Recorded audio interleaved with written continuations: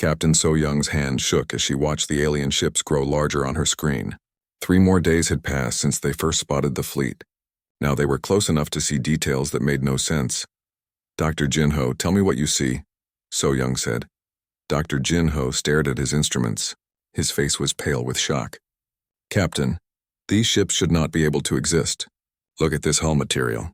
He pointed to his scanner readings. "It appears to be some kind of living crystal. When I scan it with our weapons targeting system, the crystal actually grows thicker." Lieutenant Wu Jin looked up from his station. "Sir, that means their armor gets stronger when someone shoots at it." "That is impossible," So-Young replied. But even as she said it, she knew they were looking at something beyond their understanding. The alien ships moved in perfect formation. Each vessel was a work of art. Their hulls curved and flowed like they had been grown rather than built. Strange lights pulsed along their surfaces in patterns that seemed almost like breathing. "I am detecting energy shields around every ship," said Wu Jin. "But these are not normal shields. They seem to be made of folded space itself." Dr. Jinho's excitement overcame his fear. "Space folding technology. We have theories about this, but we never thought it was possible to actually build it." Back at Dominion headquarters, Chief Intelligence Officer Ye Jin stood before the military council. She had been studying all the data sent back by Captain So-Young's team. Her report made the council members shift nervously in their seats. "Gentlemen, we are facing technology that is hundreds of years ahead of our own," Ye Jin said. "These ships use principles of physics that our best scientists say are impossible." Admiral Taemin leaned forward. "What do you mean impossible?" "Their communication system uses instant messaging across any distance. They send signals through quantum space that arrive faster than light. We have been trying to develop this technology for 300 years. General Wansik stood up. "How can a dead galaxy suddenly produce ships like this? Our scouts said there was no intelligent life in Galaxy 7. Ye Jin pulled up a star chart. "That is what troubles me most. According to our records, Galaxy 7 has been dead for thousands of years. Yet these ships had to come from somewhere." Dr. Yoonji's voice came through the communication system. "Admiral, I have new information about their propulsion system. The energy readings confirm that they are using controlled black holes. But sir, they are not just using one black hole per ship. Each ship has dozens of miniature black holes working together." The room fell silent. The Dominion had lost 3 planets trying to control just one black hole. These aliens were using dozens of them like they were simple batteries.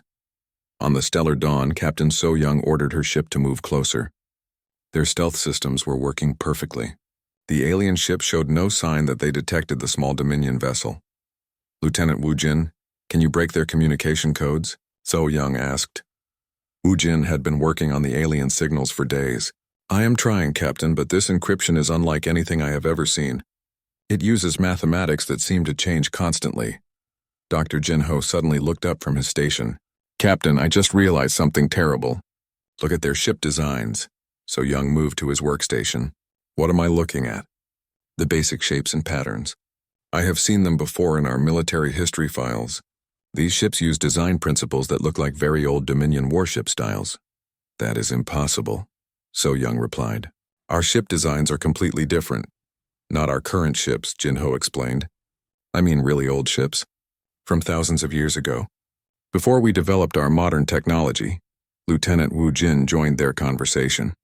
"Are you saying these aliens somehow learned about our ancient ship designs?" "I do not know what I am saying," Jinho admitted.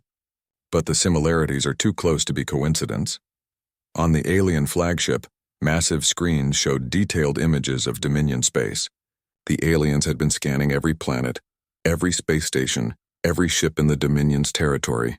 Their scans were so detailed they could see individual buildings on planets millions of miles away. The alien fleet moved with purpose, but they were not rushing. They scanned everything carefully as if they were looking for something specific. Their ships spread out to cover more space, but they maintained perfect communication with each other. Back on the monitoring station, Dr. Yoonji made a discovery that changed everything. She had been studying the alien energy signatures for weeks. Suddenly, she noticed something in the older data files. "Commander Hyunwoo, I need to check our historical archives," she said. "What are you looking for?" Hyunwoo asked. "These energy patterns. I think I have seen them before, but not from alien ships." She pulled up files that were thousands of years old. "Sir, look at this." The screen showed energy readings from ancient Dominion ships. Ships that had been used during the Great Exodus, when their ancestors had first traveled to this galaxy. The patterns are similar, Hyunwoo said, but these alien readings are much more advanced. That is just it, sir. These are not alien readings. These are Dominion energy patterns, but evolved, like someone took our old technology and made it 1,000 times better. Captain So-young received this information while her ship continued to follow the alien fleet. The news hit her crew like a shockwave. How is this possible? Asked Lieutenant Woo Jin. Dr. Jin Ho was already working on a theory. What if these are not aliens at all? What if they are descendants of old Dominion colonies? But all our colonies are accounted for, So-young replied. All our current colonies, yes. But what about the colonies from the Great Exodus? What about the settlements that were left behind when our ancestors moved to this galaxy? The idea was too strange to believe, but the evidence was growing stronger. The ship designs, the technology patterns, even the way the fleet moved through space reminded them of old Dominion military tactics. As they watched, the alien fleet began to change course. Instead of heading directly into Dominion space, they were now moving toward the Central Worlds. Their scans had apparently found what they were looking for. Captain, said Woo Jin, I just intercepted a signal. It was very brief, but I got part of it decoded. What did it say? Woo Jin looked at his screen with confusion. It said target confirmed. Begin final approach to homeworlds. So-young felt ice in her veins. Homeworlds? They are calling our planets their homeworlds? The mystery was getting deeper, and the answers were becoming more frightening. The alien fleet was not just advanced. They seemed to know things about the Dominion that even the Dominion had forgotten, and they were heading straight for the heart of Dominion civilization, with a purpose that none of them could understand. Admiral Taman stood on the bridge of the massive dreadnought Eternal Dominion. Around him floated the largest battle fleet the Dominion had ever assembled. 200 of their best warships waited in formation at the Kepler Nebula. They would make their stand here. Captain Dong-hyun, are all ships ready for battle? Taman asked. Captain Dong-hyun checked his reports. Yes, sir. Every ship is at full power. Our weapons are charged and our shields are at maximum strength. The plan was simple. They would show the aliens the full power of the Dominion military. When the aliens saw what they were facing, they would have to negotiate. No force in the galaxy had ever stood against the Dominion's navy and won. 3 hours later, the alien fleet appeared at the edge of the nebula. Even Admiral Taman, who had fought in dozens of battles, felt small when he saw them. The alien ships moved like dancers, flowing around each other in patterns that were beautiful and terrifying. All ships, this is Admiral Taman. He spoke into his communication system. Open fire on my command. The Dominion fleet unleashed everything they had. Thousands of energy beams shot across space toward the alien ships. The light show was incredible. It should have been enough firepower to destroy a small planet. When the light faded, the alien ships were still there. Not only were they undamaged, they seemed completely unaffected by the attack. Their shields had absorbed the entire assault without even flickering. Impossible, whispered Captain Dong-hyun. The aliens responded immediately, but their return fire was nothing like what the Dominion expected. Instead of trying to destroy the Dominion ships, the aliens used weapons that simply turned off their engines and weapons. One by one, Dominion warships went dark and drifted helplessly in space. Sir, they are not trying to kill us, reported the tactical officer. Their weapons are designed to disable, not destroy. Admiral Taman could not understand it. Why would an enemy spare their opponents? It made no military sense. Meanwhile, on the Stellar Dawn, Captain So-young watched the battle from a safe distance. Her ship was still hidden by its stealth systems.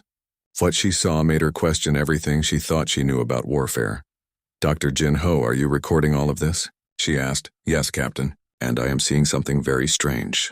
The alien weapons are using stun technology that we developed 200 years ago, but they have made it 1,000 times more effective. Lieutenant Woo Jin was monitoring the alien communications during the battle. Captain, I am getting more signal fragments. The encryption is breaking down during combat. What can you understand? They keep using words like cousins and family reunion. And Captain, I heard one transmission that said, do not harm the children. Children? They think we are children? Communications Officer Hae-won, who had been transferred to the Stellar Dawn for this mission, suddenly spoke up. Captain, I have been studying the mathematical patterns in their signals. These formulas look familiar. How familiar? So-young asked. I think they are based on theories that our scientists abandoned hundreds of years ago. Old ideas that we decided were too primitive to pursue. Dr. Jinho joined the conversation. That matches what I am seeing with their technology. They have taken old Dominion concepts and evolved them far beyond what we thought possible. The battle, if it could be called that, lasted only 30 minutes. Every Dominion ship was disabled. Not one had been destroyed. The crews were alive but powerless to fight back. Admiral Taman sat in his command chair, staring at the screens that showed his defeated fleet. For the first time in his military career, he had been completely outmatched. The aliens had superior technology, superior tactics, and superior strategy. "Sir, incoming transmission from the alien flagship," reported the communications officer. "Put it on screen." The image that appeared was shocking. Instead of a hideous alien creature, they saw a human face. The person was clearly human, but different somehow. His features were sharper, his eyes more alert, and there was a confidence in his expression that seemed unnatural. "Greetings, Admiral Taman of the Galactic Dominion," the human said. His accent was strange, but he spoke their language perfectly. "I am Fleet Commander Jae-sung of the Terran Colonial Alliance." Admiral Taman found his voice. "You are human. We are indeed human. We are the descendants of the humans you abandoned 8,000 years ago, when you fled our dying galaxy." The words hit Admiral Taman like a physical blow. "That is impossible. There were no survivors when we left Galaxy 7. "No survivors?" Commander Jae-sung laughed, but there was no humor in it. "There were millions of us. Entire colonies that you decided were not worth saving. Settlements that you wrote off as failures." On the stellar dawn, Captain So Young and her crew listened to this conversation in stunned silence. The truth was finally becoming clear, and it was worse than anything they had imagined. "We survived in a galaxy that you had stripped of resources," Commander Jae-sung continued. "We learned to do more with less. We developed technologies that your people had declared impossible because we had to. It was adapt or die," Admiral Taman struggled to understand. "But our records show that Galaxy 7 was completely dead." "Dead because you killed it," Jae-sung replied. "You took everything valuable and left us with the scraps. But we made something better from those scraps than you ever built with all your wealth." Dr. Jinho was recording every word. "Captain, this explains everything. The technology, the ship designs, the tactics. They are not aliens. They are what we could have become if we had been forced to really innovate." Commander Jae-sung's image looked directly at Admiral Taman. "We know everything about your civilization. We have been watching you for centuries. We know how comfortable you have become, how soft and lazy your people have grown. What do you want?" Admiral Taman asked. "Justice," Jae-sung replied simply. "For 8,000 years you have lived in luxury while forgetting the people you left to die. You even erased us from your history books, as if we never existed." Lieutenant Wu Jin had been analyzing the alien fleet's positions during the conversation. "Captain, they have ships positioned in every major Dominion system. This was not just a meeting. This was a demonstration." "A demonstration of what?" So Young asked. "That they can be anywhere they want, anytime they want. Our entire military is helpless against them." Back on the Eternal Dominion, Admiral Taman realized the true scope of what they faced. This was not an invasion. This was a reckoning. The abandoned children of the Dominion had grown up to become something far more powerful than their parents. "Admiral," Commander Jae-sung said, "we will be in touch soon. We suggest you start looking through your historical archives. It is time for the Dominion to remember who they really are." The transmission ended and the alien fleet simply disappeared. One moment they were there, the next they were gone. Their technology allowed them to travel instantly across vast distances. Admiral Taman sat alone on his disabled ship, surrounded by his defeated fleet. The Dominion's age of supremacy was over. The question now was whether they would survive what came next. The alarm bells rang across the Galactic Dominion's most distant monitoring station. Commander Hyunwoo sat up in his chair as red lights flashed on every screen around him. For 20 years, he had watched the empty space beyond their galaxy. Nothing interesting ever happened out there. Today was different. "Sir, you need to see this," called Dr. Yoon-ji from her workstation. Her voice shook with excitement and fear. She was the best space analyst in the Dominion, and Hyunwoo had never heard her sound scared before. Hyunwoo walked over to her station. The main screen showed a star map of the area outside their galaxy. Thousands of red dots moved across the black space between galaxies. Each dot was bigger than their largest warships. What am I looking at? Hyunwoo asked. Ships, sir? More ships than I can count. They're coming from the dead galaxy Sector 7, Yoonji said. She pointed at the screen with a shaking finger. The computer says there are over 10,000 vessels. Each one is at least 5 times bigger than our biggest dreadnought. Hyunwoo felt cold fear run down his back. The Dominion controlled this entire galaxy. They were the strongest military force anyone had ever seen. Their technology was thousands of years ahead of any other species they had met. But these ships were using energy sources that their computers could not identify. Send an emergency message to Admiral Taemin right now, Hyunwoo ordered. Tell him we have a code black situation. 3 hours later, Admiral Taemin stood in the main command room of the Dominion's capital planet. Around him sat the military council, the smartest minds in their civilization. The hologram screen showed the same star map that Dr. Yoonji had discovered. Gentlemen, we face something new, Admiral Taemin said. His voice was calm, but his hands were tight fists. These ships are using technology we do not understand. They move faster than anything we have ever built. Their energy readings are off our charts. Council member General Wonsik raised his hand. What do we know about where they came from? That is the strangest part, Taemin replied. Our records show that Galaxy 7 is completely dead.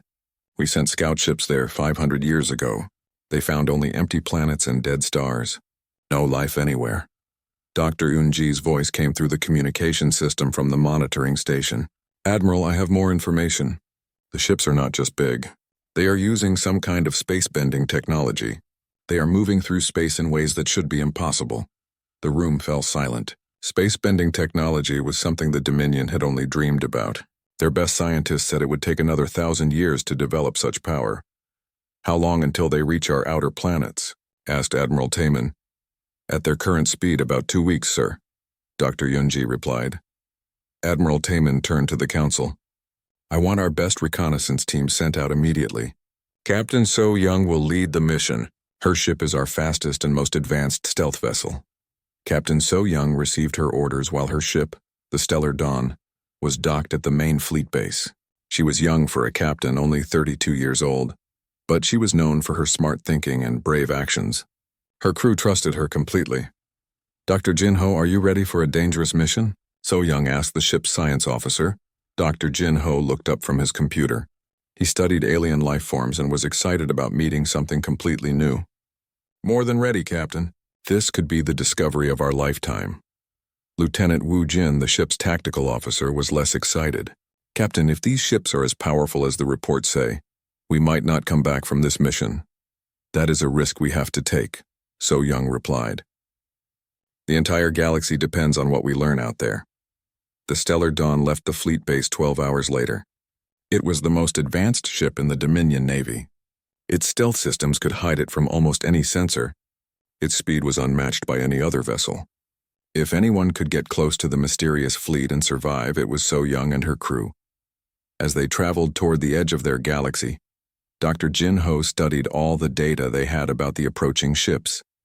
The energy readings made no sense. The ship seemed to be powered by something that created more energy than it used. This went against everything they knew about physics. Captain, Dr. Jin-ho said after 3 days of travel, I think these ships are using controlled black holes as engines. So Young turned to look at him. That is impossible. Our scientists tried that 600 years ago. They destroyed 3 planets before they gave up. It is too dangerous. I know, but look at these energy patterns. Jin-ho showed her his computer screen.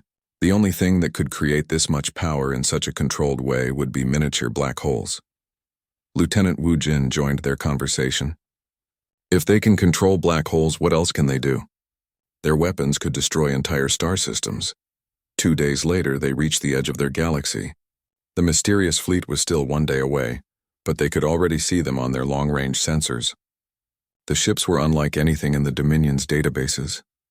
My God, whispered Dr. Jin-ho. Look at the size of their flagship. The largest ship in the fleet was bigger than some moons. Its surface seemed to glow with its own light. Strange patterns covered its hull, patterns that seemed to move and change as they watched. Captain, I am picking up communication signals between their ships, said Lieutenant Woo Jin, but I cannot decode them. The encryption is more advanced than anything we have ever seen. So Young stared at the alien fleet on her screen. In all her years in the Navy, she had never felt so small and helpless. The Dominion had always been the strongest force in the galaxy. They had defeated every enemy they had ever faced, but these ships made their entire navy look like toys. "Send a message back to Admiral Taemin," she ordered. "Tell him we need every ship we have. Tell him that everything we thought we knew about our place in the universe just changed." As the stellar dawn continued its approach, none of them could imagine the truth they were about to discover. The mysterious fleet was not what anyone expected, and the Dominion's confidence in their superior civilization was about to be shattered forever. The greatest fleet in galactic history hung in space near the Kepler 186 system like a metal constellation.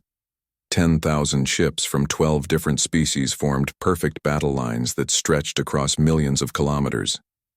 Each vessel gleamed with weapons and armor that represented centuries of military advancement. Fleet Admiral Vexnal of the Draconian Empire commanded from his flagship, the massive dreadnought Eternal Fire. His dragon-like head surveyed the tactical displays with satisfaction. Never before had so many species united under a single command. "All fleet commanders, report status," Vexnal ordered, his voice carrying the authority of someone who had won 100 battles. "Velkari Battle Group ready for engagement," came the reply from Admiral Thekvar. 2,000 ships armed with plasma cannons and quantum shields. "Aquilian forces standing by," reported Fleet Commander Zethmar from his water-filled command chamber. "Our bioships are eager to test their organic weapons against these machines." One by one, the fleet commanders confirmed their readiness. The Hegemony's insect warriors buzzed with anticipation. The Crystalline Union's living ships hummed with energy. The silicon-based core worlds had brought their most advanced technology. "Today we face an enemy that threatens all life in the galaxy," Vexnal announced on all fleet frequencies. "But we are not just any fleet. We are the combined might of the Galactic Council. No force in the universe can stand against us." Cheers echoed across thousands of ships. Warriors from species that had fought each other for millennia now stood united. Their confidence was absolute. Through the Kepler 186 system's edge, the Devourer fleet approached like a dark tide. Their ships were angular and black, covered in sensors and mining equipment. At their center moved Harvester Prime, a machine, construct the size of a moon, its surface crawling with mechanical arms and energy collectors. "Enemy fleet detected," reported Scanner Prime Helmax from his sensor station.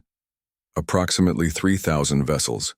They appear to be focused on consuming the fourth planet." Vexnal studied the enemy formation.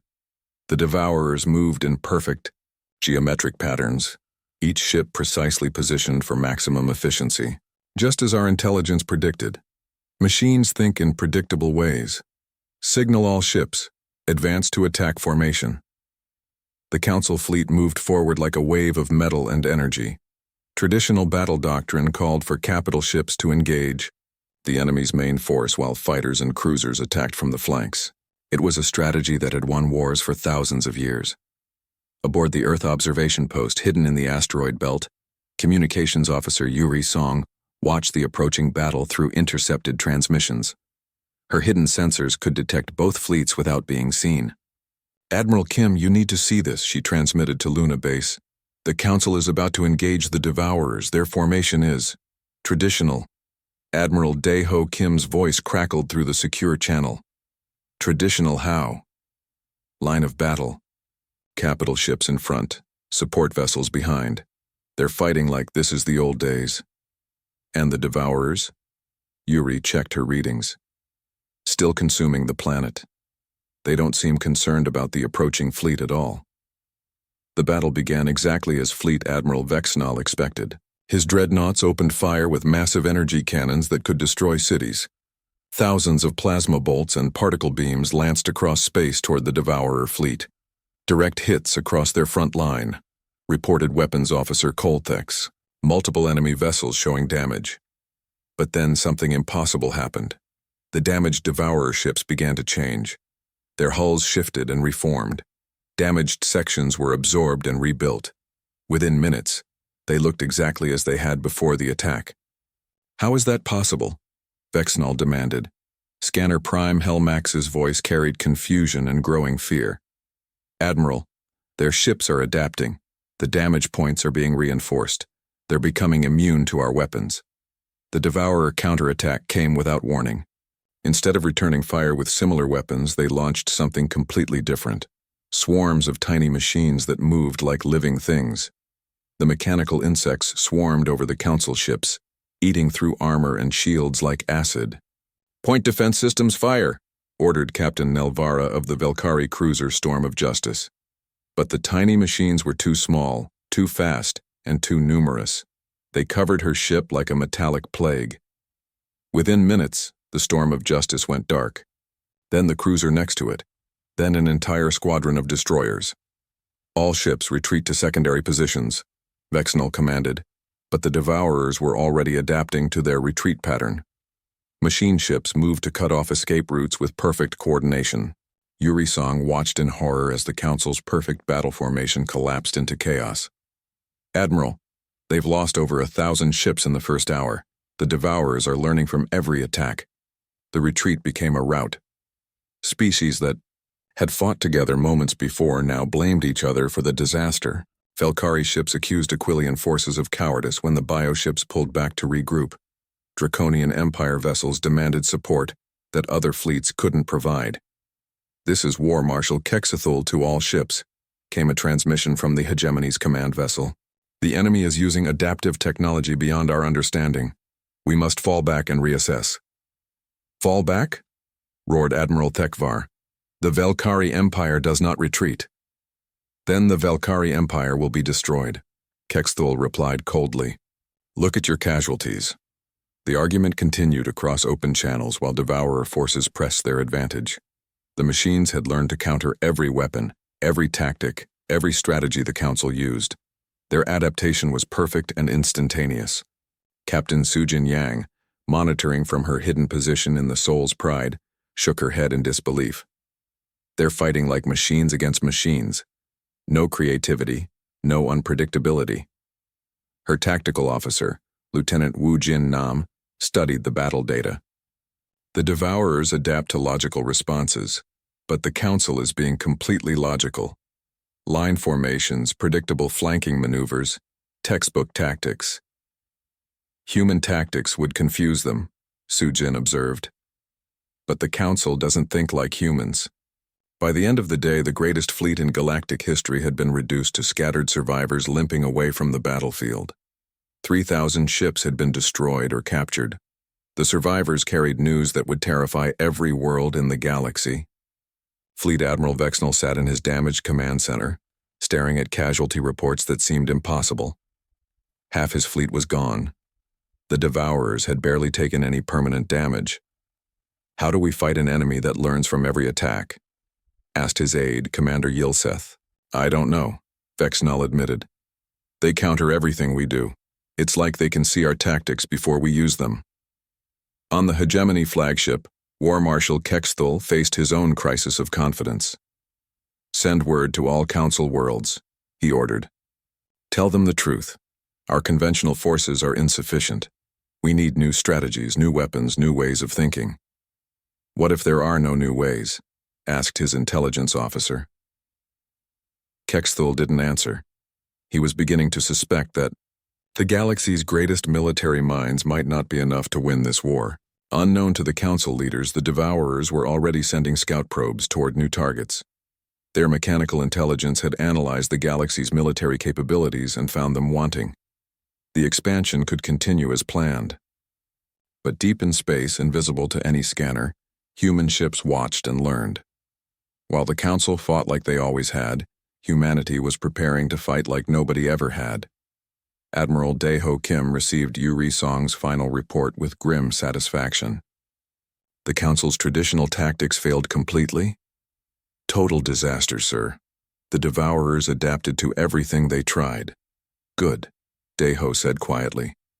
That means they'll be expecting more of the same. He activated the fleet-wide communication system. "All ships, this is Admiral Kim. The Council has shown us exactly how not to fight these machines. Now it's our turn to show the galaxy how it's done." Across the human fleet, captains and crews prepared for a different kind of war. They wouldn't fight like the proud species of the Galactic Council. They would fight like humans, unpredictable, creative, and absolutely refusing to lose. The war room deep beneath the Rocky Mountains had never seen so many important people at once. Representatives from every nation on Earth sat around the massive table, their faces lit by the glow of holographic displays showing star maps and alien ship designs. Admiral Daeho Kim stood at the head of the table, his uniform crisp despite having worked for 36 hours straight. Beside him, General Boram Lee reviewed the intelligence reports one more time. The weight of Earth's future rested on the decisions they would make in this room.